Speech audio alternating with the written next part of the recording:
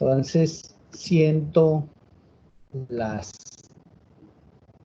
2:18 de la tarde del día 22 de julio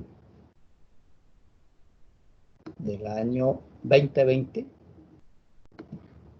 retomamos la siguiente clase con el grupo de política petrolera, grupo de 5. No, de 2 es ustedes son de 2. De 5 es el de los martes a las 4 y de 1 martes a las 2. Bueno, compañeros, miércoles 22 de julio del año 2020, grupo de política petrolera de 2. Entonces, habíamos quedado la clase pasada en los propósitos que se deben tener en cuenta en los documentos o instrumentos para el otorgamiento de áreas para exploración y producción a nivel mundial. O sea, estos eran parámetros mundiales.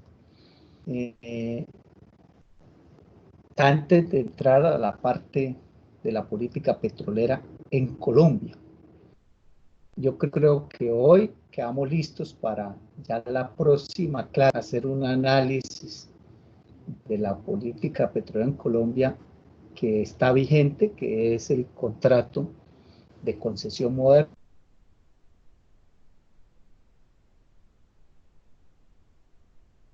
El contrato de asociación, porque cuando veníamos haciendo el relato histórico de la legislación petrolera, digamos hasta el año de 1974, y ahí cambiamos de presentación y pasamos a estas diapositivas para que ustedes conozcan cuáles son esos parámetros internacionales, y como les dije finalizando la clase pasada, conozcan los modelos de contratos que hay a nivel mundial. Esto para poder hacer una comparación, ¿sí?, entre lo que hay a nivel mundial con lo que nosotros tenemos en Colombia. Ahí retomamos ya nuevamente el proceso cronológico desde 1974 para analizar el contrato de asociación, porque todavía hay contratos de asociación vigentes. Algunos porque no se han terminado los términos, valga la redundancia, o sea, son contratos que no han finalizado, porque esos contratos tienen duración de 22 años si es crudo y 30 años si es gas, y obviamente son contratos que se firmaron cuando Ecopetrol administraba el subsuelo antes del 2004, y pues si estamos en el 2020, han transcurrido solo 16 años. Entonces esos contratos, por ejemplo, que fueron firmados desde el 98 hacia acá, no han terminado, ¿sí? Los que se firmaron en el 98, este año estarían cumpliendo los 22 años, estarían terminando, como ocurrió, por ejemplo, el año pasado, en diciembre, terminó el contrato Piedemonte, y ya lo cogió Ecopetrol. Pero hay contratos que son a gas, los que se descubrió gas, eso van por 30 años. Y también hay contratos que Uribe los extendió, como el contrato de asociación Guajira, que ese terminaba en el 2004, pero Uribe lo extendió hasta el 2024. Inclusive una concesión vieja de antes del 74, que es la concesión Yalea, que esa revertía en el 2003 y Uribe le extendió hasta el 2023. Entonces hay una concesión vieja de las de antes del 74 que aún está vigente, y hay algunos contratos de asociación que aún están vigentes. Bueno, hay contratos que no se sabe cuándo terminen, como el contrato de asociación Las Monas, que les comenté la clase pasada, al igual que el contrato de asociación Cravo Norte, que Uribe los extendió hasta que el yacimiento se agote, o sea, hasta el límite económico. Entonces ahí no se sabe cuando la empresa diga, bueno, ya no vamos más porque ya no es rentable sacar crudo, ya el yacimiento se agotó, ya no tenemos, digamos, métodos de recobro mejorado para implementar, o si los hay, no son rentables y entregan el campo. O sea, cuando se les antoje entregar el campo. En el caso de Caño Limón, como es un yacimiento con empuje natural de agua, ¿sí?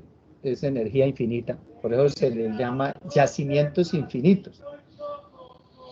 Cuando se habla de yacimientos infinitos, pues estamos refiriéndonos es a la energía, no al volumen, ¿no? A que el volumen sea infinito, sino que su energía es infinita, o sea, no se agota. Esa es la razón por la cual se llaman yacimientos infinitos. Y este tipo de yacimientos, pues, no tienen recobro secundario ni terciario, ¿sí? O sea, no hay recobro mejorado. La energía la tiene ahí simplemente es porque ya el factor de recobro es ya muy alto, el máximo. Por ejemplo, Caño Limón ya va por encima del 85% del factor de recobro. Entonces ya cuando ellos decidan entregar el área, pues ahí el país, ya sea a través de Ecopetrol o de cualquier otra empresa, ya ahí no hay nada que sacar. Ese campo lo entregan ya para abandonar todos los pozos, cerrarlo y listo.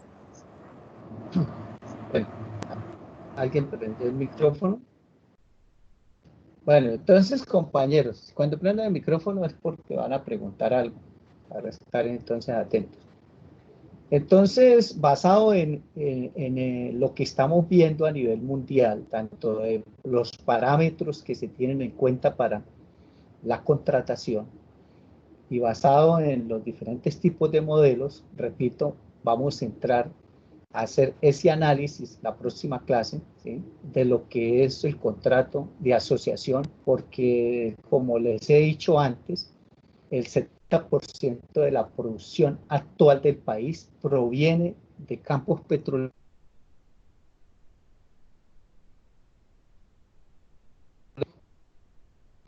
que aunque ese modelo no esté vigente ahora, porque desde el 2004 pues la ANH ha venido adjudicando áreas con nuevamente el modelo concesionario. De todas formas, el contrato de asociación tenemos que analizarlo, porque es lo que nos genera la mayor proporción de la producción del país, ¿sí? El contrato de concesión, obviamente, también tenemos que analizarlo y con más detenimiento para concluir pues, que es un modelo, como les dije en la clase pasada, que no es, digamos, bueno para el país. El modelo que tenemos desde el 2004 hacia acá es un modelo nefasto, es un modelo de saqueo, es un modelo entreguista, es un modelo en el cual simplemente nuestro crudo no es, valga la redundancia, nuestro, ¿sí? O sea, el subsuelo es del Estado, como todos sabemos, y el Estado somos todos, pero ese petróleo es de la petrolera en el momento en que sale a superficie. Es algo que el país no ha visto, ¿sí? No lo ha visto, ni lo han visto los congresistas, ni lo han visto los funcionarios que están en el gobierno, porque, bueno, en primer lugar hay corrupción, ¿sí? Y se dejan manipular y se dejan comprar. Y van allá a la ANH, los que llegan de presidentes y miembros de su junta directiva, es a llenar sus bolsillos y hacer contratos para enriquecerse en ellos, ¿sí? Pero la mayoría, pues, miran es el balance general, como les hablaba en la clase pasada, todo lo echan en una bolsa, en un solo costal, y muestran de que la industria petrolera sí está aportando una, digamos, una cifra significativa al fisco nacional. Y es un aporte importante para la economía, ¿sí? Pero no han discretizado y no han detallado que eso es gracias a lo que Ecopetrol produce y que logró durante su periodo en el cual administró el subsuelo antes de la ANH, que llevó a esos grandes descubrimientos y que luego pasaron a manos de Ecopetrol, que con eso es que obviamente el país de eso, digamos, llamémoslo así, De eso vivimos, por decirlo así. Eso es lo que hoy los colombianos disfrutamos. ¿Sí? Disfrutamos de campos maduros, de producción de campos viejos, que fueron descubiertos bajo ese modelo de contrato de asociación. Pero de lo que hoy se ha descubierto y se produce del modelo de concesión de la Agencia Nacional de Hidrocarburos, es muy poquito lo que recibimos, son migajas. Entonces, por eso es urgente llamar la atención, por ejemplo, al Congreso, de que si no cambiamos el modelo, cuando se nos agoten los campos maduros que tiene Ecopetrol, pues pailas. Así apliquemos el fracking y descubramos grandes yacimientos y lleguemos a la producción de 1.000.000 de barriles o mucho más. Pues compañeros, lo que le va a corresponder al país son unas migajas que no van a alcanzar para cargar nuestras refinerías. El cálculo que yo he hecho es más o menos de que se requieren una producción de 5.700.000 barriles, óiganlo bien ustedes, bajo el modelo actual del contrato de concesión moderna de la ANH, se requiere que se llegue a una producción de 5.700.000 barriles por día para que lo que le corresponde al país alcance para cargar nuestras refinerías. Es muy sencillo. Y antes de que, lógicamente, pues retomemos la clase, ya que estoy haciendo esos comentarios, pues voy aquí a adelantarme en una diapositiva más adelante, que les mostré también la clase pasada, con respecto a la producción del país a corte del 2018, diciembre del 2018. Simplemente no me voy a demorar, es para que ustedes hagan cálculos, incluidos obviamente las regalías y lo que le den de participación a la ANH en aquellos bloques donde hay el 1, 2%, 3% para el país, que fueron aquellos bloques adjudicados por rondas, pues de 206.000 que los campos nuevos, descubiertos y declarados comerciales bajo el contrato de concesión de la ANH, que a 31 de diciembre del 2018, repito, alcanzó los 206.000 barriles, lo que le correspondió al país fueron 22.000, que corresponde al 10%. Entonces, fácilmente ustedes analicen, y ustedes son buenos en matemática porque ya prácticamente son ingenieros, ya vieron 5 cálculos.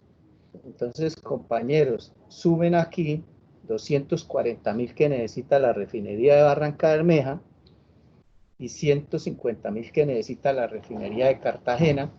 Eso nos da 390.000 barriles. Eso necesita el país. Y yo creo que necesita más, porque lo que producen las dos refinerías no es suficiente para cubrir la demanda interna de combustibles. El país importa combustibles, importa diésel y el país importa gasolina extra. Entonces realmente necesitaríamos más barriles, pero supongamos que solo para cargar nuestras refinerías, solo para cargarlas necesitamos 390.000, casi 400.000. Entonces, si nos dan el 10%, al país le queda el 10% bajo el nuevo modelo, pues esos 400.000 barriles serían el 10%, o sea, serían 4 millones la producción. O sea, esta cifra, si esto de arriba se nos agota, que se nos va a agotar y que el mismo gobierno dice que nos queda para 5 años, y solamente pues vamos a tener este modelo, a futuro pues estos campos viejos van a ser cerrados y solo estarán los campos nuevos bajo este modelo. Entonces 4 millones le saca a usted el 10% a 400.000. Entonces, para solo cargar las refinerías nuestras, no para satisfacer la demanda interna, ¿no? Toda, sino solo para cargar nuestras refinerías, la capacidad que tienen, el país tendría que llegar a 4 millones de barriles, ¿sí? 4 millones para que nos den el 10%, que serían 400.000 barriles para poder cargar nuestras refinerías. Así de sencillo, compañeros. Ya si se tiene en cuenta la demanda nacional, o sea, sumándole a la refinación interna, lo que se importa en combustibles, tanto diésel como gasolina extra, y asumiendo pues que las refinerías de Barranca Bermeja y de Cartagena se potencializan y llegan a refinar lo que el país necesita, pues obviamente pues toca subir estas cargas. Y eso indica que tendríamos que llegar a una capacidad de refinación de 570.000 barriles diarios. Esos cálculos ya los tenemos hechos y los ha hecho el gobierno nacional. O sea, nuestras refinerías, no importa combustibles, tendrían que estar en una carga de 570.000 barriles por día. Y para nosotros tener autoabastecimiento con este contrato de la ANH, tendríamos que llegar a 5.700.000 barriles por día. Obviamente no lo vamos a lograr, ni con el fracking, ¿sí? Ni con el fracking lo vamos a lograr. ¿Por qué? Porque obviamente la cantidad que nos dan de crudo, tanto por regalías como por participación en la producción, pues es muy bajo, muy bajo. O sea, eso es lo malo del contrato de la ANH, que no garantiza el suministro interno, no lo suministra y obviamente no vamos a tener autosuficiencia, ¿sí? Eso es lo que quería pues, adelantarles, pero eso lo vamos a ver en la próxima clase con más detalle.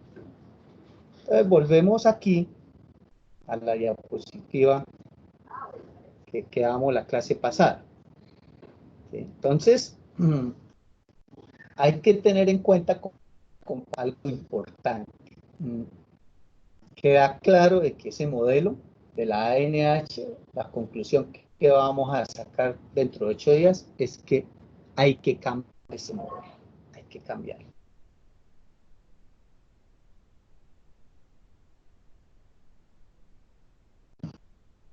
Ecopetrol, regresar al modelo anterior que tenía Ecopetrol, de pronto alguien, no, es que eso no es atractivo para el país, ¿sí? Pero, perdón, no es atractivo para el inversionista extranjero. Parece que se cayó la red, compañeros.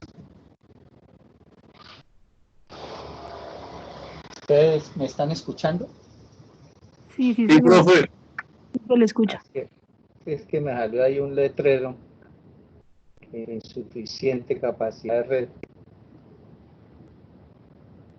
Bueno, vamos a ver cómo nos va. ¿La presentación la están viendo? Sí, sí, ¿no? ¿Están viendo la presentación, compañero? Bueno, gracias. Sí, sí.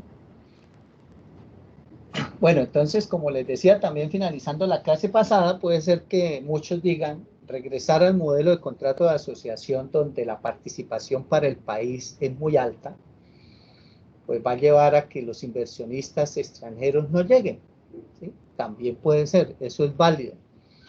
Y eso lo he venido discutiendo con el representante César Ortiz Zorro, que asesoro, en el sentido de que él quiere que regresemos al contrato de asociación. Él dice que es el mejor modelo para el país y como lo vamos a ver en la próxima clase, pues es un modelo que llevó a muy buenos resultados, el hallazgo de grandes yacimientos y que, vuelvo y repito, del cual todavía nosotros disfrutamos y con la producción de esos yacimientos aún tenemos garantizado el suministro interno, la autosuficiencia petrolera, porque inclusive a Ecopetrol le quedan excedentes para exportar. Pero yo le digo al representante, las condiciones han cambiado, o sea, ya no es lo mismo en el mundo de la geopolítica, hoy en día que lo que ocurrió, por ejemplo, en los años 70, en los años 80, en los años 90, que benefició a que los inversionistas se vinieran a Colombia a buscar crudo, así las condiciones para ellos no fueran las más favorables, pero era lo mejor que había en el escenario, ¿sí? O en el contexto mundial, ¿ya? Por efecto de la nacionalización del petróleo y todas las crisis petroleras que hubo en los años 70, el embargo petrolero mundial del 73, etcétera. O sea, hubo muchos factores que nos beneficiaron como país en el sentido de tener trato de asociación que, aunque no era más favorable para la inversión, sino que les dejaba a ellos menos. De todas formas, para ellos fue más atractivo que el proceso de nacionalización que se vivió en los años 70 hacia acá, donde muchos países, como todos los de la OPEP, nacionalizaron el petróleo, ¿sí? Y nacionalizar el petróleo es prohibir la inversión extranjera, ¿ya? Prohibir que las multinacionales lleguen a buscar. Y así fue el proceso de nacionalización, fue radical en el sentido de que a las multinacionales las expulsaron, las sacaron a patadas del Medio Oriente, de Venezuela, ¿sí? De todas partes. Entonces aquí llegaron, aquí nosotros no prohibimos la inversión extranjera y aquí llegaron y dijeron, bueno, así sea poco, pero es mejor que nada. Es mejor que nada y favorable, y eso hizo que llegara BP, Triton, Total, ¿sí? La Occidental, etcétera. Todas esas llegaron aquí y ellas invirtieron, arriesgaron, hicieron los grandes descubrimientos de los que hemos venido hablando, que vuelvo y repito, del cual todavía el país mantiene autosuficiencia. Pero hoy en día las condiciones son diferentes, compañeros. Hoy ya países, inclusive que tienen nacionalizado el petróleo, permiten la inversión extranjera. Algunos inclusive han dado el giro y han hecho apertura, ¿sí? Como México, por ejemplo, que México hace 3, 4 años hacia acá permitió ya que los extranjeros llegaran. O sea, en otras palabras, digamos, hicieron una reingeniería en cuanto a la nacionalización del petróleo, porque México antes solo Pemex era el que exploraba, no permitían que una extranjera llegara. Hoy ya están permitiendo a los extranjeros. Entonces, hoy en día, regresar al contrato de asociación como tal y decir, aquí nosotros nos quedamos con el 80% y usted con el 20%, pues de pronto al inversionista no le va a ser atractivo, ¿sí? O sea, la coyuntura o el contexto mundial no es el mismo de los años 70, cuando Ecopetrol, por el decreto ley 2310 del 74, asumió la administración del subsuelo y decidió contratar con el modelo de contrato de asociación. Vuelvo y repito, esas épocas cambiaron. Entonces yo le he dicho al representante que debemos ir a un modelo, pues, diferente, ¿sí? Intermedio. O sea, tampoco, digámoslo así, es permanecer en el contrato de concesión, que es leonino y nefasto para el país, como lo vamos a ver y como ya lo están viendo, donde prácticamente se configura un saqueo de esa riqueza. Pero tampoco podemos irnos al otro extremo, ¿sí? De ir y coger una ventaja muy grande. Yo creo que aquí debemos ir a un negocio gana-gana, gana-gana, o sea, que la inversión extranjera no se espante, no se espante, pero tampoco que nos bajemos los pantalones y les entreguemos todo. Entonces, para eso tenemos que hilar finito, colocar bien la balanza, ¿sí? Del gana-gana, y que el contrato nuestro sea atractivo para el inversionista, pero tampoco entreguista, ¿sí? No concesionario, pero sí uno en el que ganemos y que al inversionista le parezca bueno y que a nosotros también nos parezca bueno como colombianos y que garanticemos la autosuficiencia petrolera. ¿Sí? Entonces, ir al modelo concesionario o seguir con el modelo concesionario, pues como lo vamos a ver, la concesión es crudo del concesionario y lo único que nos dan son regalías e impuestos. Y en Estados Unidos, pues el petróleo es privado, el Estado no es dueño del subsuelo y las petroleras no negocian con el Estado, sino con el dueño del terreno. Y como les he dicho allá, el dueño del terreno se vuelve rico cuando encuentran petróleo en su finca. Pero el Estado se queda con el 60% de la ganancia. ¿Y cómo se queda con el 60% de la ganancia? Con solo impuestos. Allá en Estados Unidos no hay regalías ni hay participación en la producción, ni derecho de uso de subsuelo, ni hay tampoco participación por precios altos, ni nada de eso. ¿Sí? Solo hay impuestos, no más. Pero a base de impuestos, repito, el Estado se queda con el 60%. Entonces, nosotros podemos de pronto dejar la misma concesión que tenemos, pero tendría que el Congreso quitarle las prebendas tributarias que tienen las petroleras. Porque es que las petroleras, por ejemplo, en el año 2016 dejaron de pagar 77 billones. Escúchenlo bien, no millones, billones con B larga.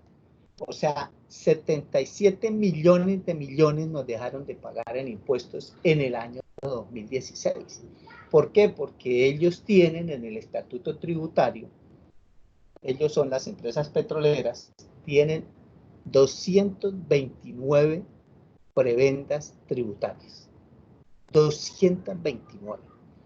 Que hace que al final ellos no paguen impuesto del 25% de la renta líquida gravable, que es la tasa de impuesto que pagamos todos, 25%. Cuando uno ya le hace todos los descuentos que hacen las petroleras, terminan pagando es el 2,80%. O sea, la tasa real de impuesto a la renta que terminan pagando es 2,82%. Entonces, esa diferencia entre 2,82 y 25%, pues es más del 22%. ¿Sí? Más del 22% en la tasa de impuestos le descontamos. O sea, el 22% de 25%, estamos hablando casi un 90% de los impuestos se los perdonamos. Entonces, si nosotros les quitamos todas las prendas tributarias, posiblemente el state pay o el government pay pues va a subir, obviamente, lógico, va a subir. Y posiblemente esa sea la solución, quitar las prendas tributarias. Entonces, no sé qué sea hacerlo. Yo lo veo muy complicado, ¿sí?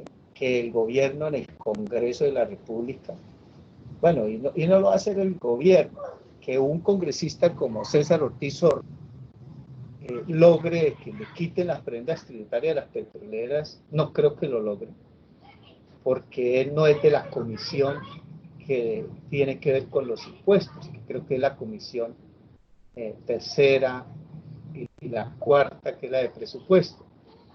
Él está en la comisión quinta, y la comisión quinta es de asuntos mineroenergéticos, ambientales y agropecuarios. Ahí no se tratan los impuestos. Entonces, ir a otra comisión a convencerlos a que hay que quitarle los impuestos a las multinacionales es muy verdad. Entonces yo creo que lo mejor que se puede hacer desde la comisión quinta, que sí obviamente le corresponde donde está él, es presentar un proyecto de ley de hidrocarburos donde el Congreso establezca el modelo de contrato, pero obviamente con buena exposición de motivos, convencer a los congresistas de que el contrato actual pues no nos conviene y que a futuro vamos a quedar pailas. Muy pocos años, ¿sí? Y que el fracking pues no es negocio para nosotros, o sea, hay que decirles. Pero también ir y decirles a los congresistas que regresemos al modelo de contrato de asociación, para mí es espantar a las multinacionales. O sea, no vendría nadie a Colombia a buscar petróleo. Y Ecopetrol o el Estado no tienen los recursos para hacer la exploración.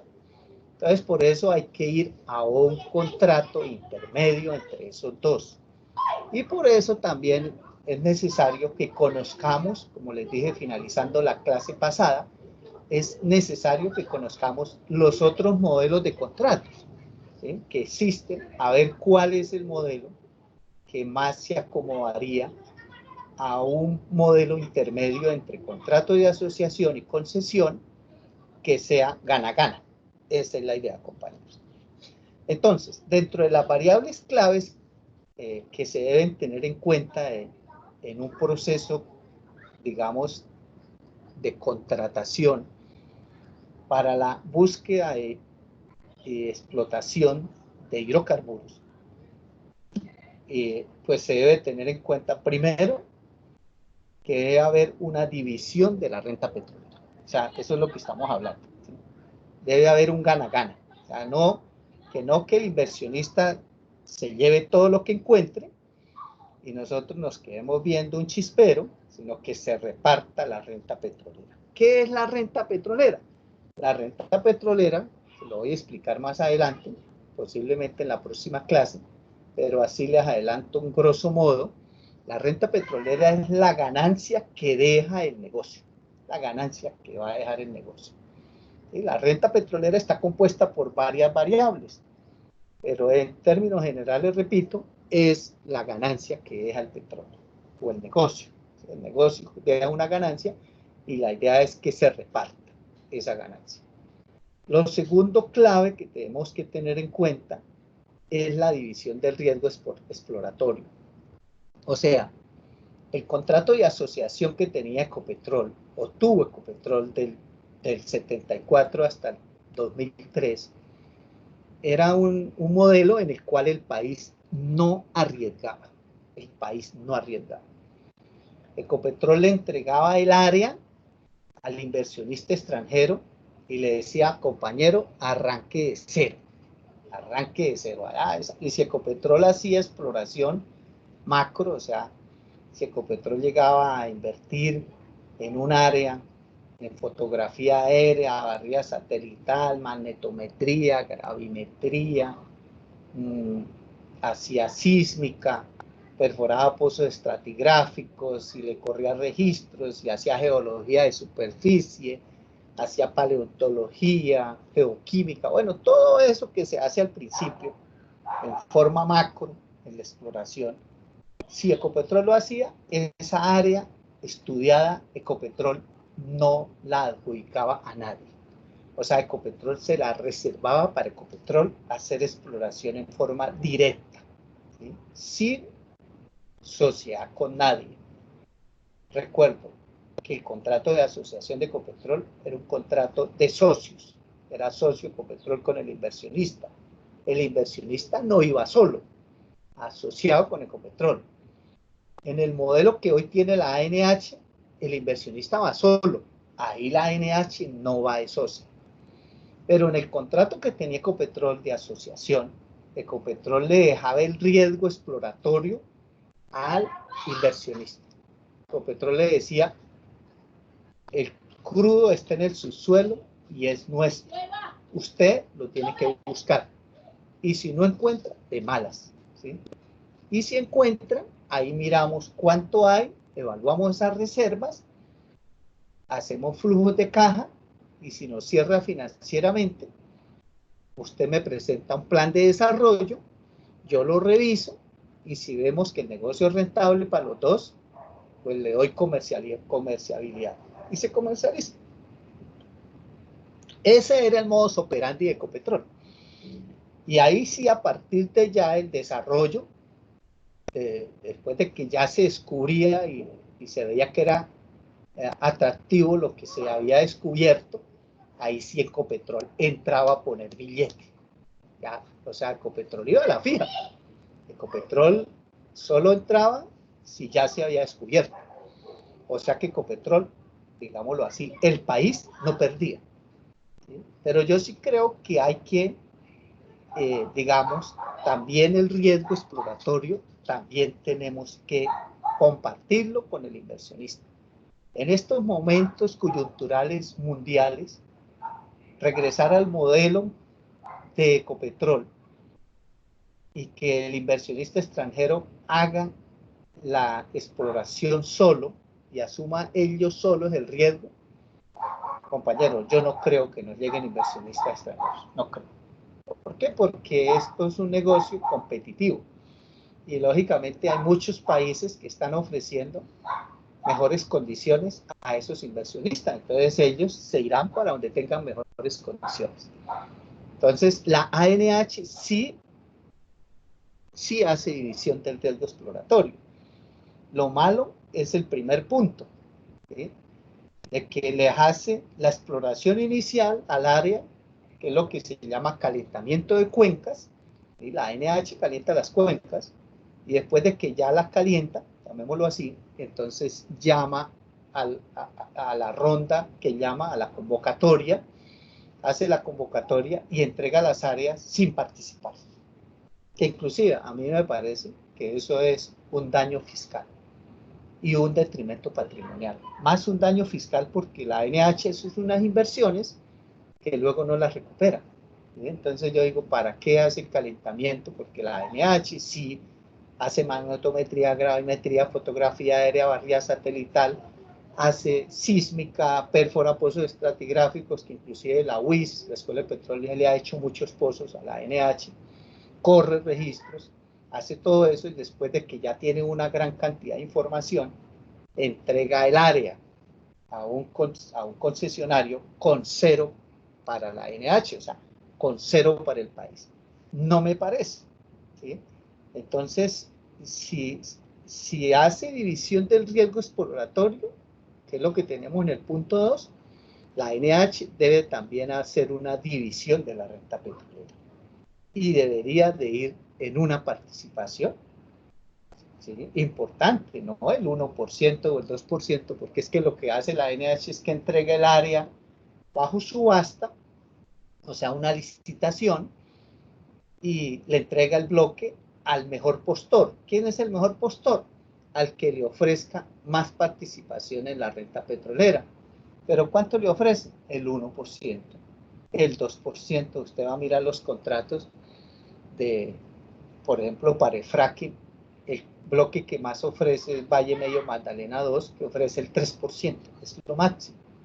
Valle Medio Magdalena 3, que tiene ConocoPhillips también, ofreció el 2%. Y la gran mayoría ofrecen el 1%. Eso en las áreas que se adjudican bajo licitación, porque hay áreas que se adjudican en forma directa, a dedo. ¿Sí? El primero que llega, el primero que le entregan el área. Entonces, una petrolera dice, quiero, o sea, hay un mapa de tierras, ¿sí? Donde están los bloques disponibles, y el inversionista llega y dice, yo quiero este bloque, y se lo dan en forma directa, ahí la participación para el país es cero, es cero. Voy a mostrarles el mapa de tierras, ¿sí? Yo siempre lo pido cuando hago derechos de petición. Entonces voy aquí que tenemos el material para el debate que se le va a hacer a la ANH, las respuestas aquí del año pasado. Vamos a ir aquí a anexos. Entonces, esos son los anexos que entregan ellos. Pregunta 1. Anexos. Yo siempre en los derechos de petición, lo primero que pregunto es el mapa de tierras, lógicamente para actualizarnos. Ese es el mapa de áreas, 8 de julio del 2019.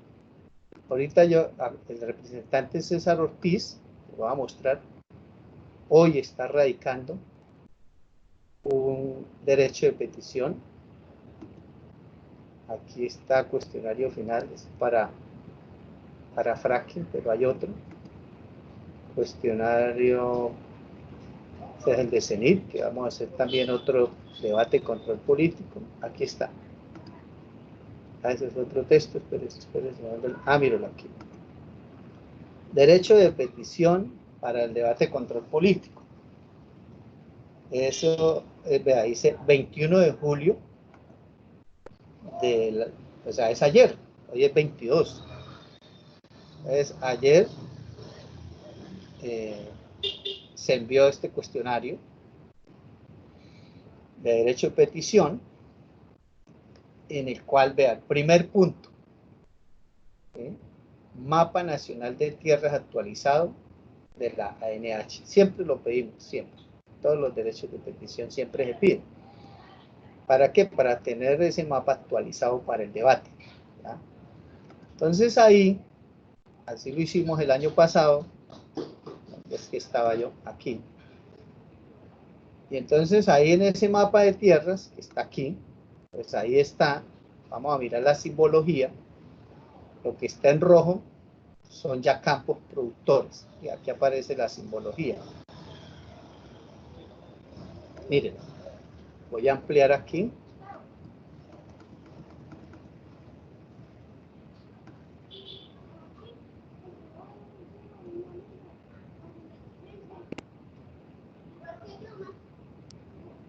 Ahí están las líneas.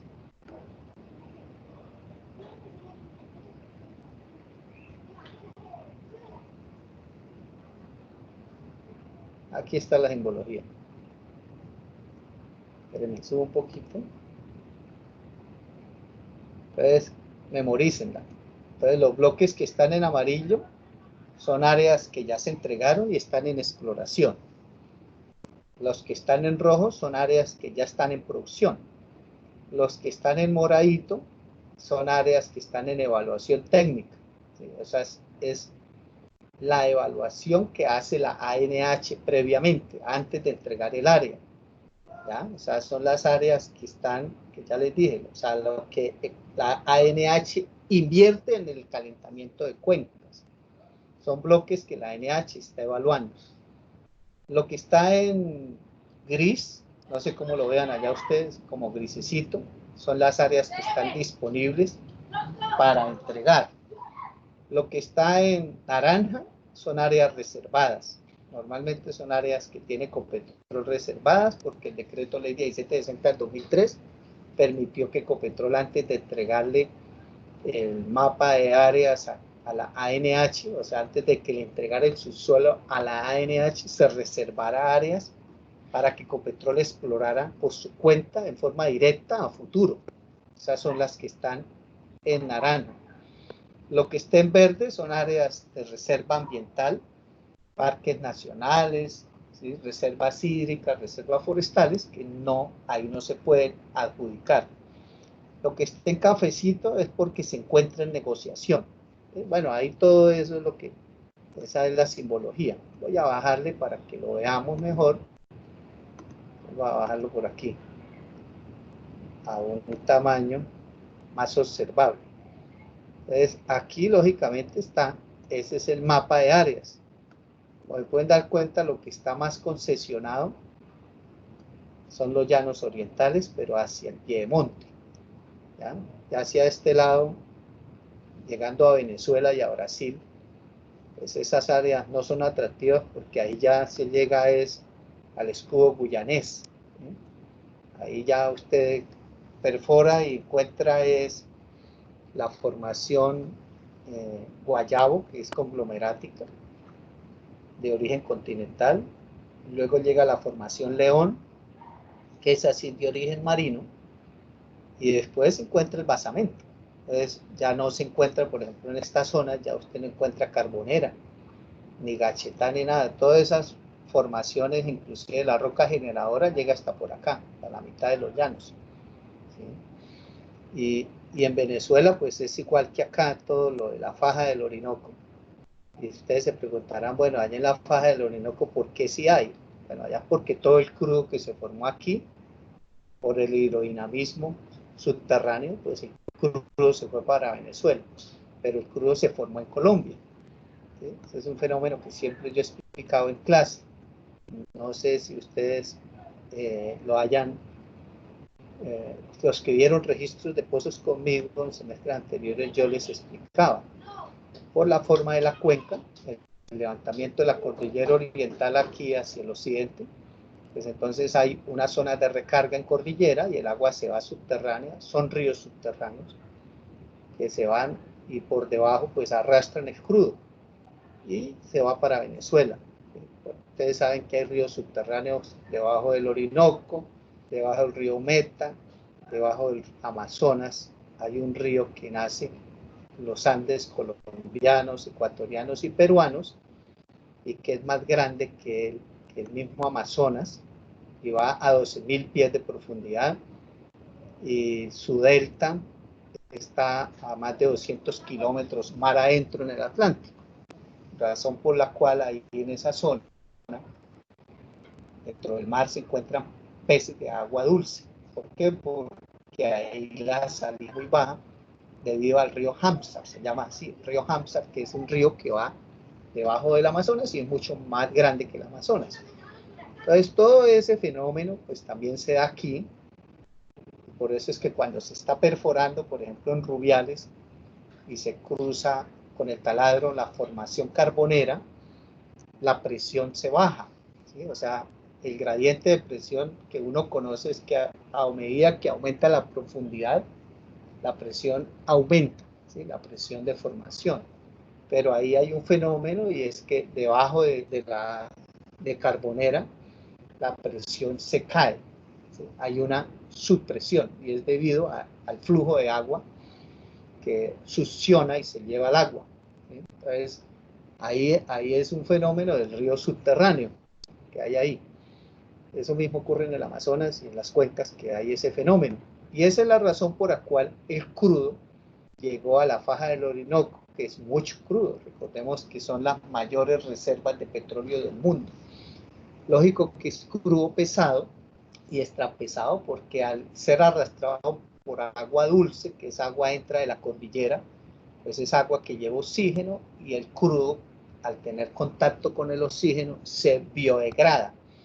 Entonces se genera un proceso de biodegradación, las partes livianas se pierden y se convierte en crudos asfálticos, crudos muy pesados. Y eso es lo que hay en la faja del Orinoco, repito, pero bueno, eso es otro tema diferente a nuestra materia.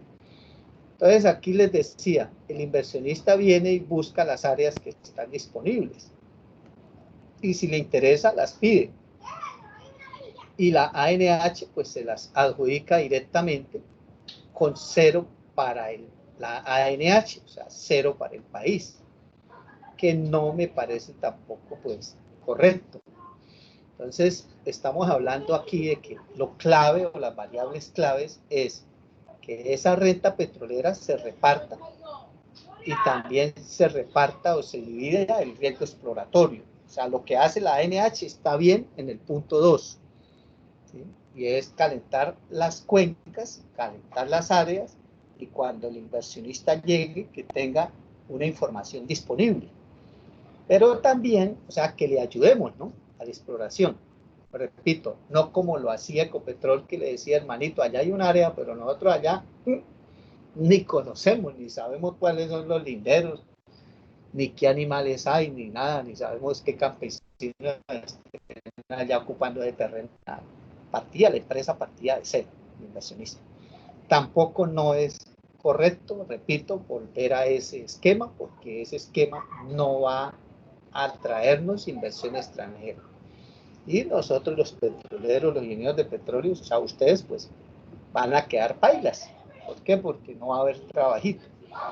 Pero tampoco, vuelvo al punto 1, tampoco es bueno decirles, o sea, hacerles, o sea, lo que está haciendo la NH, de que les ayuda a hacer la exploración, y viene y les entrega el bloque con cero para el país, o muy poquito, migajita. Tampoco, no, compañero. Si Ecopetrol si Ecopetrol no arriesgaba y se quedaba con mucha participación en la renta, ¿sí?, sin arriesgar, pues lo lógico aquí es que la ANH, si arriesga, pues se quede con algo, no tampoco como lo está haciendo, no, todo el crudo que es pura es para usted. Entonces son cosas que son inconsistentes, compañeros. Ahora, debe haber también riesgo, división del riesgo en la producción, ¿sí?, y en los precios. ¿Eso qué significa, compañeros? Que si el el yacimiento descubierto es grande, pues haya mejor participación para el país en esos campos grandes, ¿sí? y que el inversionista pues que gane, pero con una participación más baja. Me explico, si descubrimos otro Cusiana y que puede llegar a 400.000 barriles por día, podemos decir, bueno, para el inversionista con 100.000 barriles por día es suficiente. ¿Sí? Y a nosotros como país, pues que nos corresponde a lo más grueso. Pero al revés, si descubrimos un yacimiento chiquitico y que solo produce 2.000 barrilitos, pues la participación para el inversionista que sea más alta. ¿Sí? Entonces decirle, hermanito, de esos 2.000 barrilitos, coja usted 1.500 y déjenos a nosotros 500 barrilitos. ¿Sí? Déjenos algo. ¿Por qué? Porque ya pues la producción es muy poquita. Lo mismo sucede con los precios, compañero. Si el precio es de $100 el barril, pues hermano, denos participación en esos precios al país. No se quede usted con todo, pero es que lo que pasó del 2005 al 2014, que tuvimos precios altos, ¿sí? Y que sobre todo del 2008 al 2014 hubo precios por encima de $100. Ahí los que se llevaron la ganancia, bueno, las petroleras. Lo correcto es que hubiera dicho, hermanito, vea, lo que pase de $70 hacia arriba para nosotros, para el país, ¿sí? Y usted se queda con un precio, o sea, lo que hizo, por ejemplo, Correa en Ecuador. Correa en Ecuador, cuando hubo precios altos, les dijo, no, señores, usted me entregue el crudo y yo le pago por barril entregado o extraído.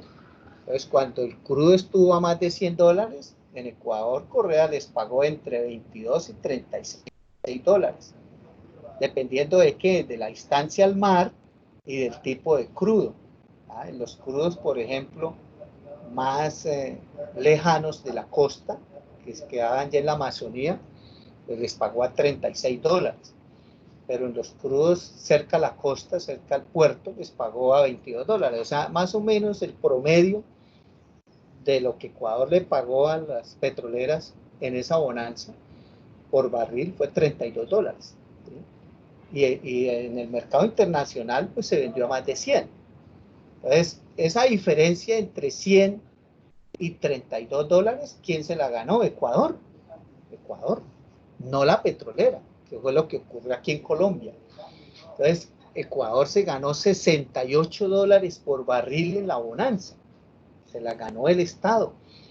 Y eso fue lo que llevó a que Correa hiciera vías 4G, universidades nuevas, hospitales nuevos, hemos dicho, se llenó, se echó al bolsillo a todos los ecuatorianos.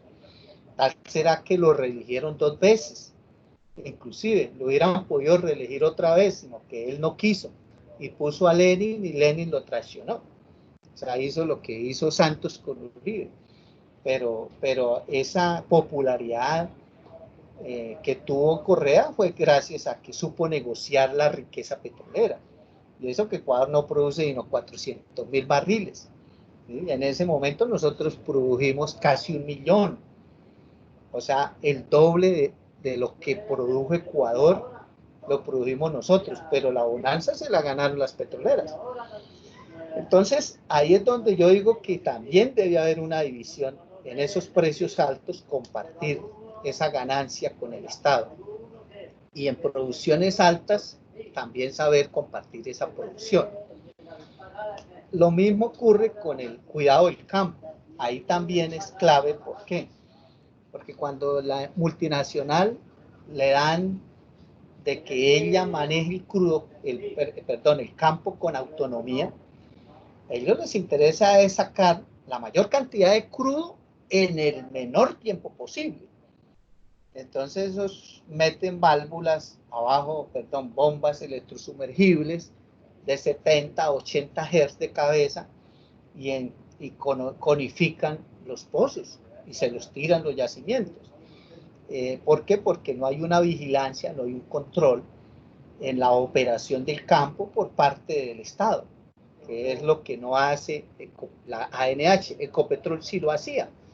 Ecopetrol sí, porque como era socio, prácticamente había una operación compartida, aunque el operador era el inversionista en los primeros 22 años, mientras el inversionista estaba ahí como socio, porque a los 22 años pues saldría él y quedaba Ecopetrol solo a operar. Durante el tiempo que la operación estuvo en cabeza del inversionista, pues Ecopetrol estaba ahí. Por ejemplo, BP no, fue el operador de Cusiana durante 22 años y Ecopiagua también hasta el 2010. Bueno, ahí ya BP se fue y quedó Equion, lo que llamaba BP se convirtió en Equion. Pero ahí Ecopetrol creó una gerencia que se llamó Gerencia Cusiana y habían comités de las dos partes, tanto de funcionarios de BP como funcionarios de Ecopetrol. Entonces había comité financiero, había comité técnico, había comité operacional, había comité social, había comité ambiental, o sea, para todas las actividades había comités. Entonces prácticamente era una operación compartida. ¿Sí? Entonces así se cuida el campo porque se sabe que cuando el contrato termine, el inversionista se va y nos deja a nosotros unas reservas remanentes, pero no nos puede dejar un campo dañado. ¿Sí? Entonces, ojo con eso, hay que cuidarlo porque ese es el problema también con la ANH. Voy a mostrarles aquí, adelantándome más, y la próxima clase profundizamos eso, pero quiero mostrarles cómo, no sé si lo tenga aquí, la ANH les dio autonomía. No sé si esa diapositiva esté por acá. Eso lo podemos buscar en un contrato. Pero si yo tengo una diapositiva, sería más rápido. Quiero buscarlo en un contrato. No, no está aquí en esta presentación. Está.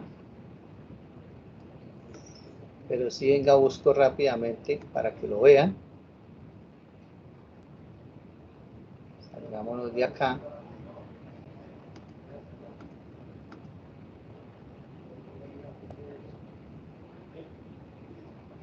Casi por acá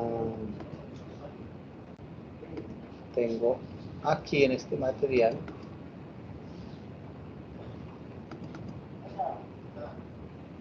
otra charla,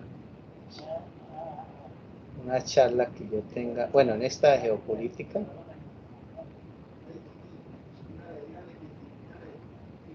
pero esa no es charla, es un escrito.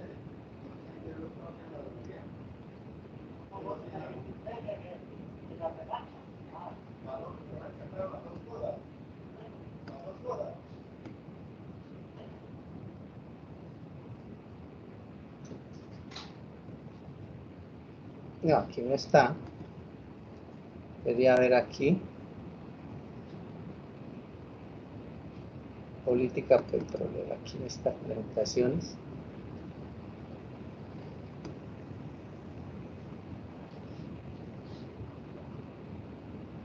Una charla así. Pero lo voy a pasar a lista.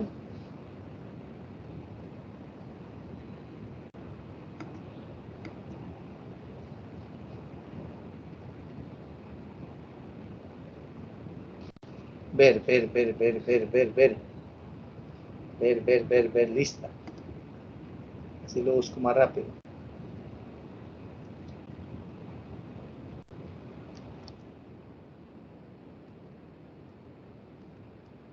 Aquí. Política mineroenergética 2019.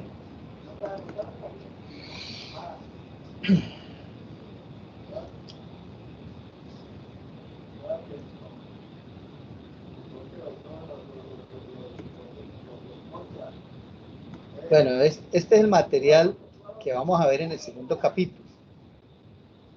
Es una presentación mucho más larga que la que tenemos actualmente, pero que se avanza más rápidamente. O sea, yo me demoro aquí menos tiempo por diapositiva. Pero aquí yo en esto tengo la parte que estamos viendo, la tengo después. Lo que pasa es que yo siempre arranco es con este capítulo de primeras, y aquí ya va la secuencia y pasa uno a la segunda parte, que es la que estamos viendo. Nosotros estamos viendo aquí ya contratación y legislación petrolera, que en esta presentación va en la diapositiva 175. O sea, las 174 diapositivas que hay antes es lo que vamos a ver en el capítulo 2. Nosotros estamos avanzando aquí ya, ¿sí? Son las mismas diapositivas que tienen acá, pero yo aquí tengo más cosas. Esta presentación es más larga. Aquí, cuando llego a la ANH, aquí, bueno, aquí está la comparación entre los dos modelos contractuales de la ANH. De pronto la próxima clase yo me pase aquí a esta presentación mejor, porque aquí está lo que estamos hablando, cuidado técnico del campo, ¿sí? Cosa que sí, mejor me va a pasar a esta presentación, porque no tengo que estar buscando cosas. Entonces lo que se habla del cuidado técnico del campo, voy a copiar esta diapositiva ahorita en la otra presentación. Aquí yo sustraje del contrato de concesión moderna de la ANH, dice autonomía. El contratista tendrá el control de todas las operaciones y actividades que considere necesarias para una técnica eficiente y económica de exploración del área contratada y para la evaluación y producción de hidrocarburos que se encuentren dentro de esta. El contratista planeará, preparará, realizará y controlará todas las actividades con sus propios medios y con autonomía, ¿sí? Con autonomía técnica y directiva, ¿sí? O sea, no hay comités como lo hace Ecopetrol, de conformidad con la legislación colombiana y observando las buenas prácticas de la industria del petróleo. El contratista desarrollará las actividades directamente o a través de su contratista. Bueno, entonces póngale cuidado, compañeros, hacia allá iba.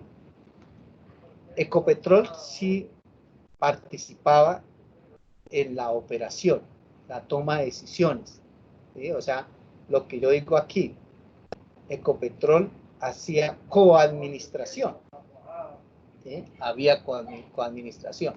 Entonces, Ecopetrol sí en este punto, el cuidado técnico del campo, Ecopetrol sí cuidaba los campos. ¿Por qué? Porque Ecopetrol sabía que ese campo lo iba a airear.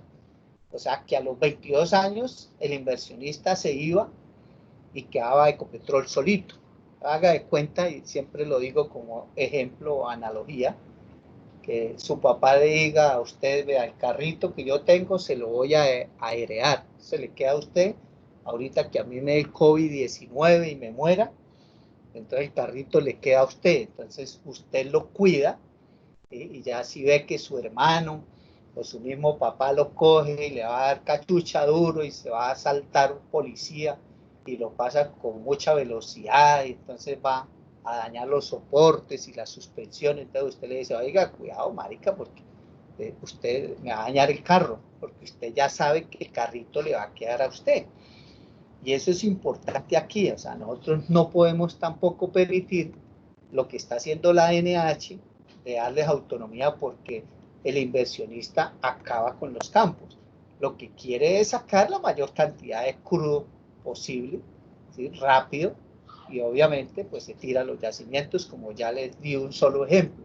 Meter, por ejemplo, bombas electrosumergibles con más de 70 Hz de cabeza. Entonces, cosas así que nosotros pues tenemos que cuidar ese patrimonio que está en el subsuelo, porque según la Constitución, artículo 332, eso es del Estado y el Estado somos todos.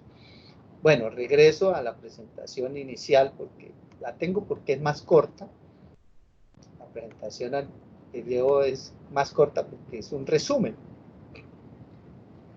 Si usted mira aquí arriba lo que dice política petrolera resumen 2, o sea, es un resumen que yo hago para que nos rinda más, o si no se nos va todo el semestre y no salimos de este tema, ¿sí? Aquí sí yo le voy a agregar ese pedacito, esa diapositiva. Perdón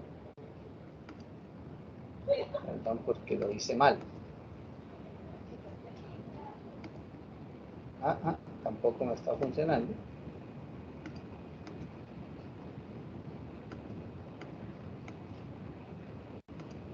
Ya, ahora sí. Entonces, volviendo al cuento, pues ya sabemos, esos son los 4 puntos claves para poder formular un modelo exitoso y equitativo de contrataciones de exploración y explotación. O sea, un modelo gana-gana, ¿sí? Y la fuente de esta información esto no es que yo, como Oscar Vanegas, lo piense que sea así, ¿no? La fuente es OLADE, ¿sí? La Organización Latinoamericana de Energía, que es lo que considera OLADE que debería ser un modelo equitativo. O sea, vuelvo y repito, resumiendo, que se reparta la renta o la ganancia que es el negocio, que se reparta o haya división del riesgo exploratorio, o sea, que no dejemos al inversionista que arriesgue el solo, que también cuando haya alta producción se reparta y altos precios también se reparta, o sea, que hace un reparto también equitativo y que se haga un cuidado del campo. Entonces, bajo esos principios, bueno, esta ya la vimos, lógicamente no lo hace la ANH de cuidar los campos, sino que se los entrega ahí con autonomía al inversionista, pero lo que yo sí creo que es importante es esta diapositiva, que es de lo que hemos venido hablando, pues para tener lógicamente un negocio gana-gana. Como dice aquí, un negocio gana-gana es que se siente el gobierno a través de la ANH, en este caso Colombia, y el inversionista, que es la empresa multinacional, a lógicamente negociar un área en la cual haya un intercambio de divisiones, como ya lo expliqué antes, donde el inversionista pues pone el capital, conoce y tiene la tecnología para hacer la exploración, y la gestión es hacer esa exploración, la hace el inversionista. Y el gobierno pues adjudica el área y es la que es dueña de los hidrocarburos según la Constitución. Entonces el gobierno se sienta con ese inversionista y acuerda, ¿sí?, ese negocio en el cual lógicamente él tiene que entender de que debemos ganar todos. Bueno, compañeros, el inversionista como tal pues también analiza los riesgos que él tiene en cada país para poder decidir si invierte o no. Entonces, lo que hacen, por ejemplo, todas las empresas multinacionales, y como lo podemos ver, por ejemplo, aquí en ConocoPhillips, y todas las empresas lo hacen. Aquí, si ustedes se dan cuenta, esta diapositiva no es mía, es de ConocoPhillips. Ellos hacen una clasificación de los países según el riesgo. Si hay riesgo bajo, si hay riesgo moderado, si hay riesgo significativo y si hay riesgo alto. ¿Y eso lo hacen para qué? Para ellos armar su portafolio de inversión y mirar cómo reparten el capital que tienen disponible a invertir y disponible a perder, porque obviamente este es un negocio con mucho riesgo, en el cual pues la probabilidad de encontrar petróleo no es muy alta. Encontrar petróleo es como ganarse el baloto, ¿sí? Entonces, y son, digamos, negocios de grandes inversiones, de millones de dólares, de miles de millones de dólares o de cientos de millones de dólares. Un explorador en Cusiana puede estar costando más de 100 millones de dólares. Costa afuera, una plataforma digamos, aguas profundas, puede estar llegando a los 1.000 millones de dólares. ¿Sí? Una plataforma marina, offshore, puede estar llegando a los 1.000 millones de dólares. Ahorita para el fracking, una plataforma pues va a tener multipozos y pozos horizontales de hasta 3 kilómetros con fracturamiento multietapa. También eso no se va a bajar de 100 millones de dólares. Cada plataforma no se va a bajar de 100 millones de dólares. Entonces, compañeros, después de las grandes ligas, no es para cualquier ganadero por ahí como pretende la ANH que venga y busque petróleo, ¿no? La ANH en el 2015 propuso de que los ganaderos que quisieran meterse en el negocio lo hicieran. O sea, unas vainas tan ridículas. Porque eso, la ANH se le entregaron a los políticos y los políticos no saben de esta vaina. ¿Sí? Ellos creen que buscar petróleo es ir y sembrar palma o arroz, ¿no? O meter ganado, ¿no? Obviamente, ningún ganadero se ha metido en un negocio de estos. Sí hay carrusel de gente amigas del gobierno que recibieron a bloques y lo que hacen es que son como lotes de engorde ahí esperando a ver si consiguen un inversionista extranjero para transferirle el bloque. Eso lo hay. Hay amigos míos egresados de la UIS, petroleros, que tienen bloques de la NH, pero no le han invertido ni un peso. Y es igual que con los títulos mineros, igual que en la minería, esperando a ver si encuentran un inversionista extranjero para transferirle el título minero, pero no le meten ni un peso porque no tienen. Y sí lo que quieren es pues ganarse una plata, y una plata significativa, y volverse ricos transfiriéndole un título minero o un bloque petrolero a una multinacional y le dicen, bueno, deme 10 millones de dólares. Claro, 10 millones de dólares, estamos hablando de 37.000 millones de pesos, ¿sí? Y se los ganan sin hacer nada, solamente porque tuvieron influencias políticas allá en la NH o en la Agencia Nacional Minera y les dieron a ellos el área o el bloque o les dieron el título minero y entonces, bueno, van y buscan y lo transfieren. Eso se llama carrusel y eso existe, ¿sí? Otros lo llaman lotes de engorde, que es como ocurre en las ciudades, que alguien va y compra un lote y lo deja ahí, no construye y espera que se valorice para luego venderlo y ganarse ahí sus relucas. Así es el negocio petrolero con la NH. Algo ridículo, ¿sí? Entonces, las inversionistas pues tienen que ser grandes multinacionales, como lo hacía, por ejemplo, la Ecopetrol, no le entregaba áreas a una empresa que no estuviera dentro de las 100 empresas más grandes del mundo. ¿Sí? Dentro de las 100 más grandes del mundo. Espera un momentito.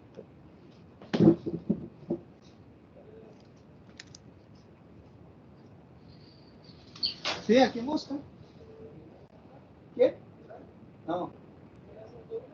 No, 102. Y hay 102A también.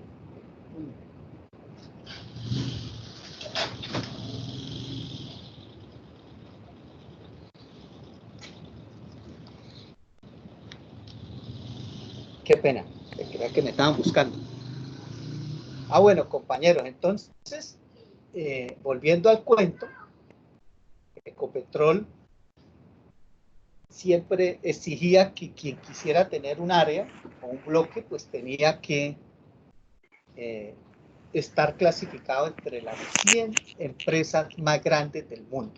¿Ya? En cambio, con la NH, como lo vamos a ver en el listado de bloques que ha adjudicado, la lista de contratos que ha adjudicado, la ANH ha entregado bloques a empresas de papel, empresas chichipatas, ¿sí? Empresas que crean en paraísos fiscales, cosa que tampoco Ecopetrol permitía. Ecopetrol le decía a la multinacional, usted tiene que estar radicado en un país que no sea paraíso fiscal y fuera de eso tiene que montar una filial en Colombia, ¿sí? En cambio la NH...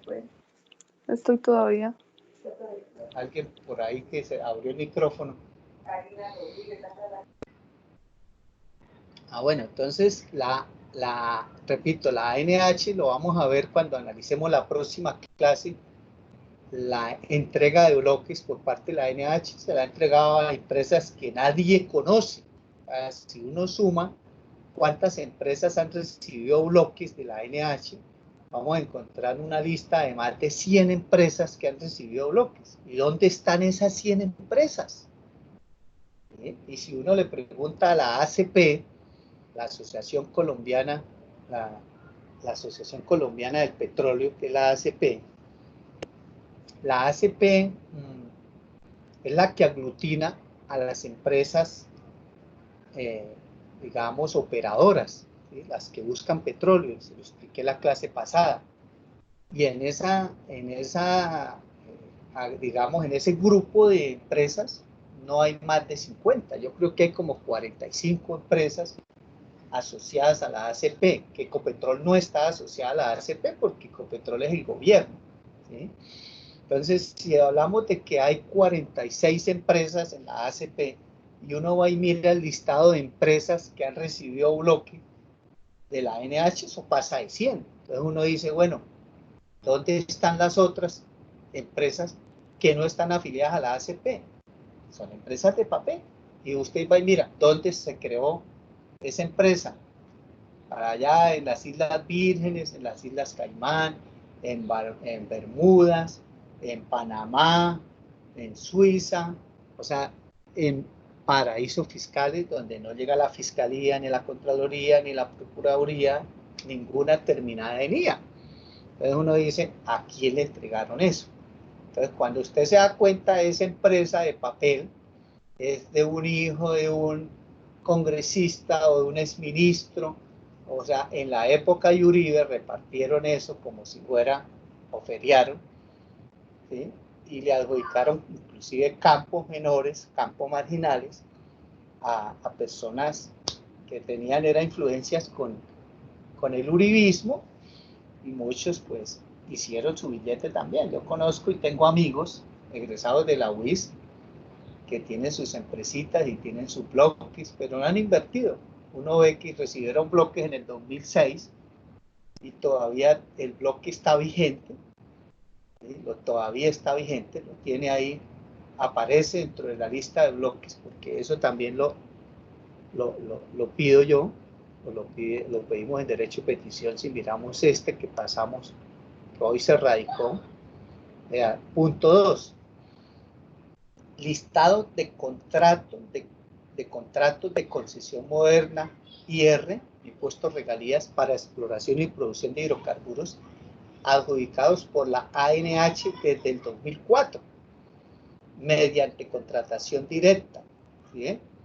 Indicando en cada uno de ellos nombre del contrato, nombre de la empresa o empresas concesionarias, país de origen de la o las empresas concesionarias, si la empresa tiene filial en Colombia, fecha de adjudicación, la ubicación del bloque, área asignada, o sea, cuánto se le adjudicó en hectáreas, el estado actual del contrato, si está vigente o ya renunció al bloque, participación en la producción para la ANH después de regalías, inversión mínima comprometida o pactada por el concesionario para exploración sin tener en cuenta los derechos económicos recibidos por la ANH, inversión ejecutada en exploración, inversión ejecutada en el desarrollo de los campos descubiertos y declarados comerciales, e inversión total realizada a la fecha por el concesionario. Ese es el punto 2.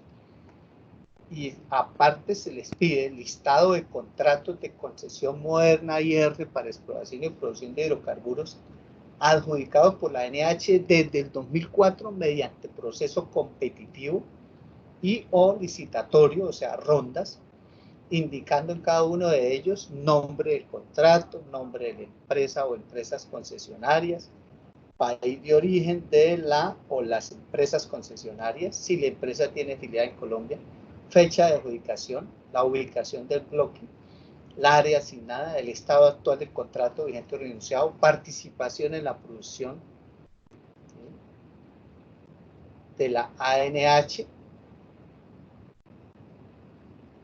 para la ANH después de regalías, inversión mínima comprometida o pactada, bueno, todo lo mismo, ¿sí? Listado de campos descubiertos desde el 2004 a través de los contratos de concesión moderna o bloques adjudicados por la ANH declarados comerciales, indicando en cada uno de ellos nombre del campo, nombre concesionario, fecha de declaración de comercialización del campo, inversión en dólares realizada por el concesionario, reservas in situ, reservas probadas, API el crudo, producción diaria de petróleo y o gas en barriles o pies cúbicos, porcentaje o participación en barriles o pies cúbicos liquidados por regalías, valor en pesos colombianos o dólares americanos girados a la ANH o al gobierno nacional por concepto de regalías, y porcentaje o volumen en barriles o pies cúbicos de la producción diaria recibida por la ANH como participación en la producción después de regalías. Entonces todo eso se está pidiendo, ¿sí?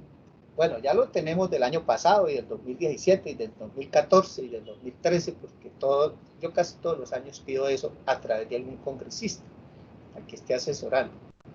Informar sobre los montos ejecutados por contrato y concesionaria en proyectos de beneficio a las comunidades, los famosos PBC, según lo establecido por el numeral 5.7 del artículo 5 del decreto ley 1760 del 2003 y modificado por el numeral 4.7 del artículo 4 del decreto ley 4137 del 2011, desde el año 2004 hasta la fecha.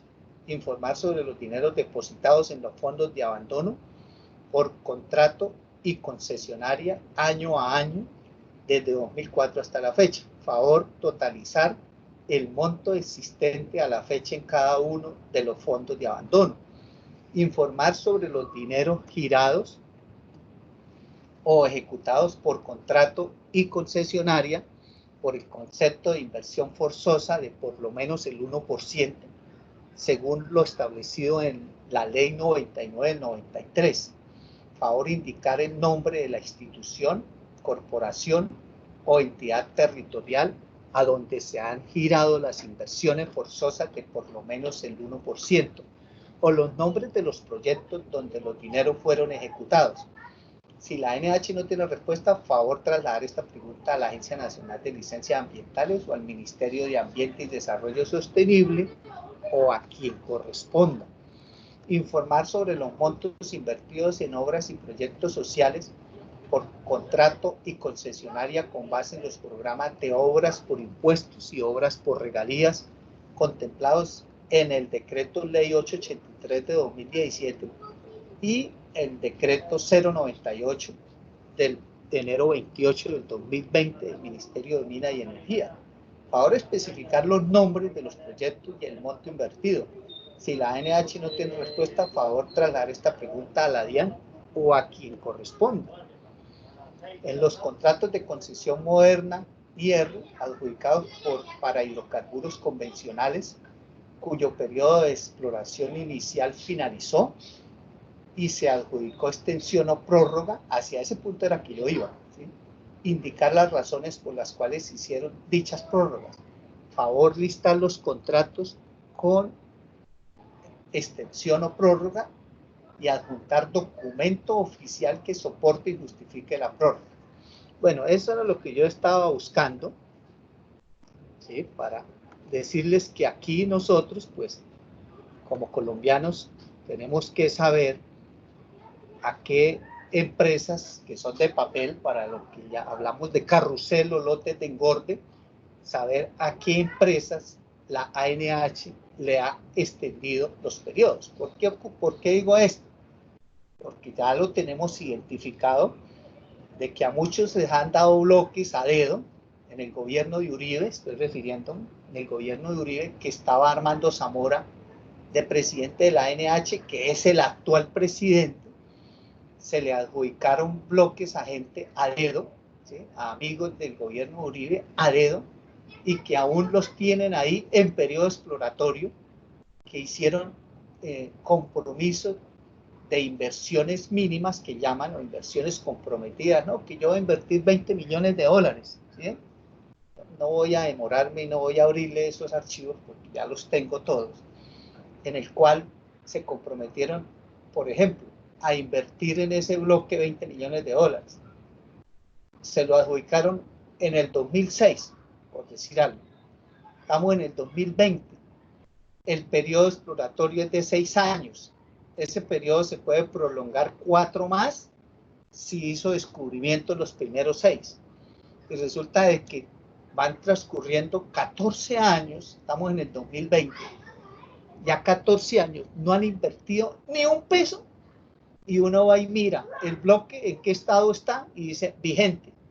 O sea, uno se pregunta, ¿cómo es que la NH adjudicó en el 2006 un bloque, ¿sí? Y se comprometieron con una inversión en exploración? No han invertido ni un peso, se terminó el periodo exploratorio y aún tienen el bloque. Explíquenos esa vaina. Esos son los famosos lotes de engorde. Y son lotes que tienen hijos de ministros, hijos de congresistas que en esa época hicieron feria. Entonces, compañeros, eso es lo que se piensa debatir en el Congreso y pedirle cuentas a la NH y que le explique al país, bueno, ¿por qué hacen eso? O sea, ¿cómo así? Este negocio es un negocio muy serio. Pero yo lo que venía es, lógicamente, a la evaluación de los riesgos que hacen los inversionistas para clasificar un país en lo que se llama riesgo país, ¿sí? Que aparece aquí. Y para eso, pues, ellos evalúan por bloques 24 riesgos, ¿sí? 24 riesgos. 6 riesgos políticos, 6 riesgos económicos, 6 riesgos comerciales y 2, 4, 6 riesgos de la industria, propios de la industria. Y con eso, lógicamente, el inversionista sabe qué riesgo va a tener en ese país.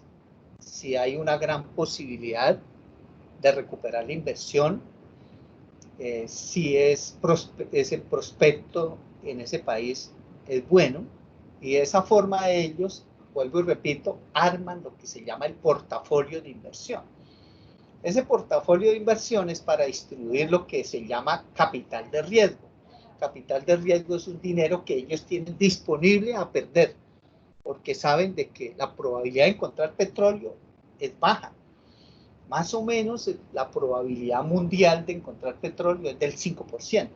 ¿Esto qué significa? Que por cada 100 pozos que se perforan, exploratorios, 95 salen secos, ¿sí? Entonces la probabilidad de encontrar petróleo es muy baja. Ahora, una cosa es encontrar y otra cosa es qué cantidad de reservas descubrieron. Ese es otro riesgo. Entonces, a ese 5% de probabilidad de descubrir hay que multiplicarlo por la probabilidad de que el yacimiento sea grande, porque las grandes multinacionales van por descubrimientos mayor, que llaman los mayor, o sea, yacimientos de más de 500 millones de barriles. Entonces, ¿cuál es la probabilidad de encontrar un yacimiento grande, que sea buen negocio para ellos? Entonces, multiplican eso, esa probabilidad, por la probabilidad de descubrir. Entonces, si nosotros miramos el caso de Colombia, ¿cuántos yacimientos se han descubierto de más de 500 millones de barriles? Vamos a ver si eso lo tengo por aquí, en esta presentación larga.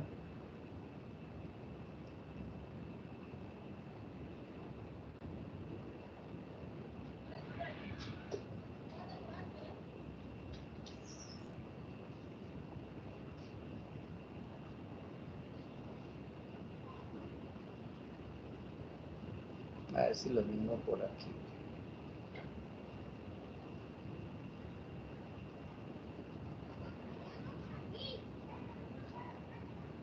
No, creo que no está acá.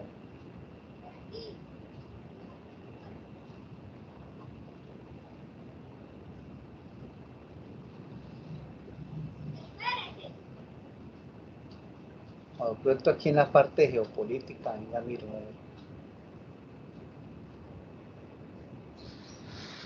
Si en la parte de geopolítica lo tengo por acá.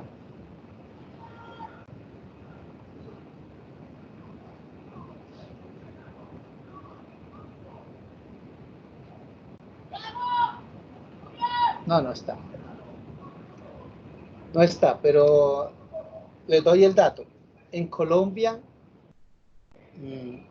se han descubierto 11 yacimientos, 11, con reservas originales de más de 1.000 millones de barriles. 11. Y se han descubierto como unos 38, entre 500 y 1.000 millones. Entonces, si usted suma 11 más 38, eso le da a casi 50. Entonces, 50 yacimientos por encima de 500 millones de barriles. Y se han descubierto más o menos unos 500 yacimientos. ¿Sí? Eso también lo tenemos. La lista de todos los campos. ¿Sí? La lista de todos los campos. Entonces, eso está por acá. También para el debate. Entonces, campos en Colombia comerciales. Bueno, aquí tengo los campos comerciales en este listado que tengo acá.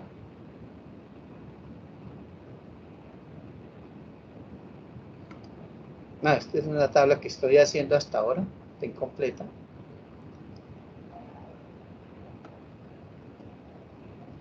Aquí hay un anexo.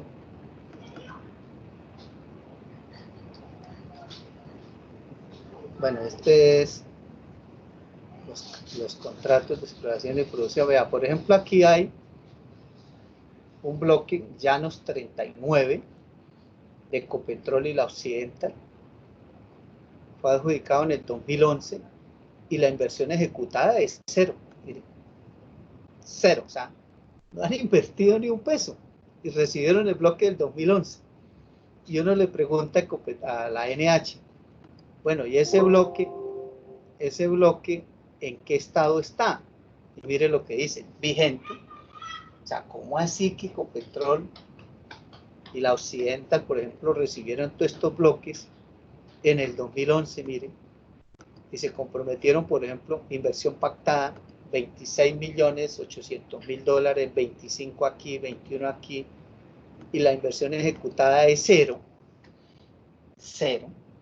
y tienen, después de 9 años de firmarse el contrato, fue en el 2011 al 2020, 9 años, sin haber invertido ni un peso y todavía tienen el bloque. O sea, esa vaina tiene que, yo creo que los colombianos nos merecemos una explicación. ¿Sí? Pero es que ese no es el que yo estoy buscando. Estoy buscando otro. Aquí más bien este, yo creo que este. Aquí aparecen todos los campos. Vamos a todos los campos aquí.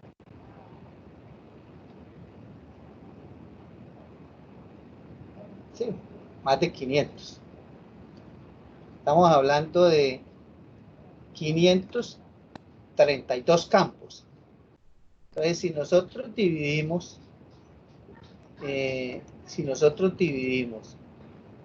50, asumiendo 50 campos con más de 500 millones de barriles, lo dividimos en 532, más o menos nos da un 10%.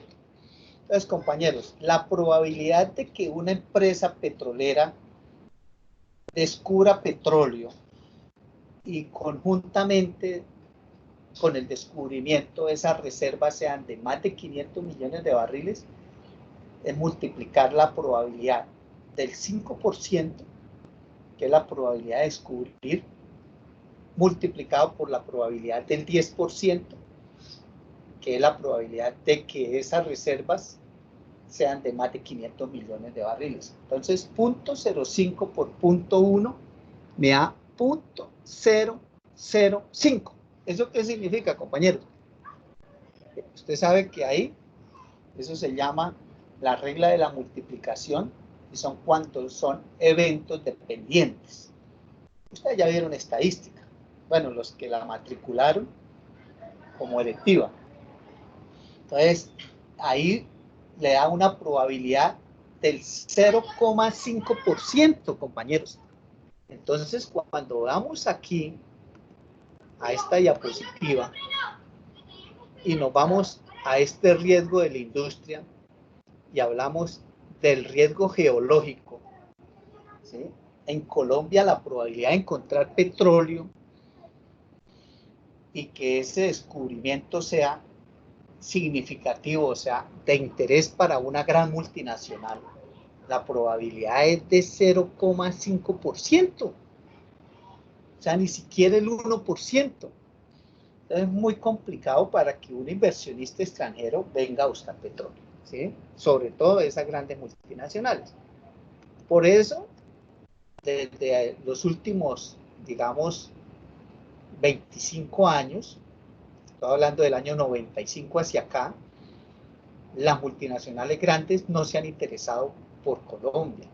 Ahorita el fracking sí, llegó ConocoPhillips, llegó ExxonMobil, ¿sí? Llegó Pares, o sea, ahorita sí hay multinacionales que están interesadas por el fracking, porque ahí sí son reservas grandes. O sea, cuando hablamos de la luna, que va desde Aguachica hasta Cimitarra, casi hasta Puerto Boyacá, un yacimiento regional que tiene 8.200 kilómetros, o sea, ahí ya estamos hablando de que pueden encontrarse en reservas en solo la luna del orden de los 7.800, 8.000 millones de barriles, están hablando.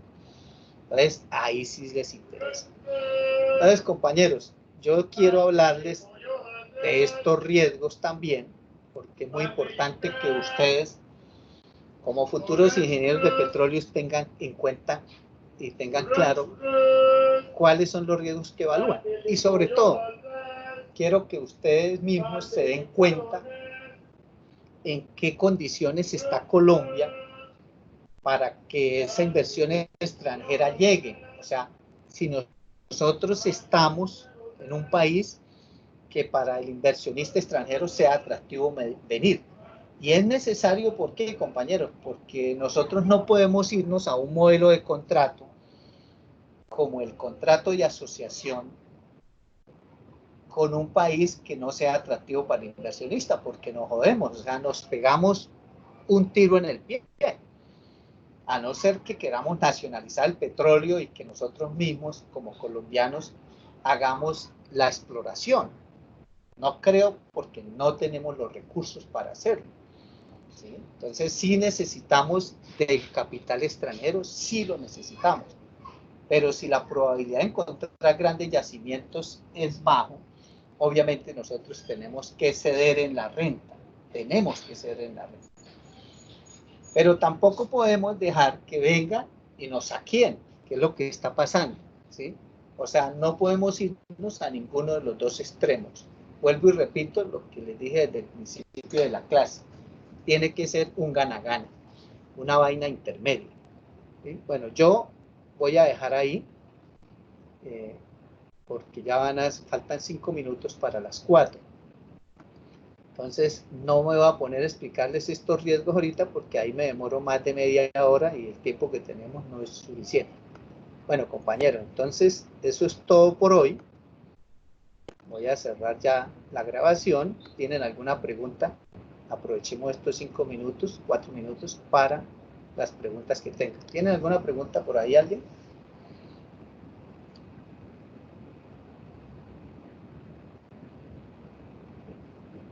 A ver, un minuto esperando a ver si alguien tiene preguntas. Me parece, digamos, sorprendente para mí que mis futuros ingenieros de petróleos ni siquiera se cuestionen, ni se pregunten, ni tengan dudas.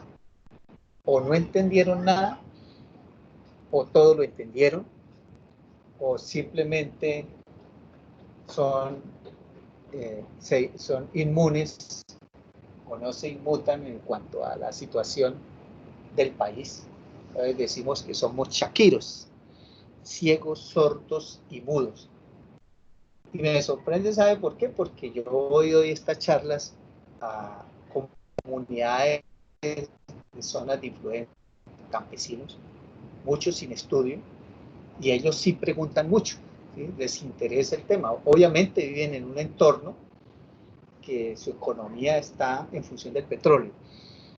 Y yo a veces termino una charla a las 4, 5, 6 de la tarde y duro hasta las 9, 10 de la noche, respondiendo inquietudes de los campesinos. Y yo quedo sorprendido de mis alumnos que van a ser ingenieros de petróleos y no preguntan, ni se cuestionan. Entonces, ojo con eso, compañeros, porque ustedes tienen que estar en la jugada, tienen que interesarse por estos temas, que es lo que a ustedes les va a dar de comer mañana, o sea, va a ser su ejercicio profesional.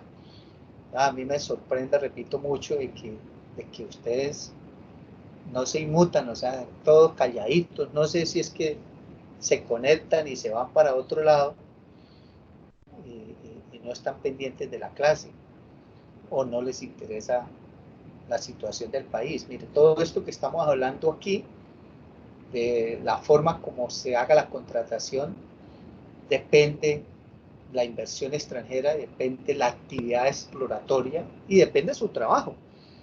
Porque si este país no se explora, pues no hay trabajo para ustedes. Entonces, ¿para qué estudian ingeniería de petróleos, compañeros? No tienen dudas, no tienen preguntas, no tienen inquietudes. Los escucho.